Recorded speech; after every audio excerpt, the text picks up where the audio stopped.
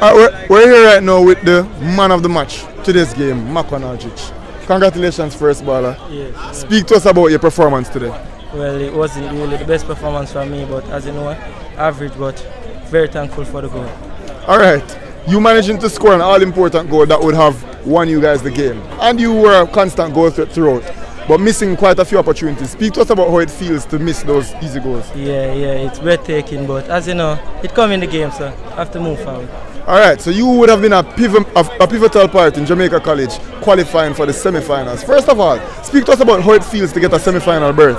Yeah, it's really great, because as you see, when the 90-minute whistle blows, I thank my Father God, because yes, it's my first time. I'm going to take it with both hands. All right, a question that I've been asking everybody. Who does Maquan Aldridge want to face? The defenders of Mona High School or the defenders of Kingston College? Both. Either one is fine. One in semi, one in final. And one in the semi-final.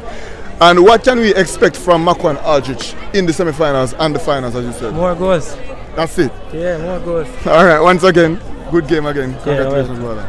Yeah, man.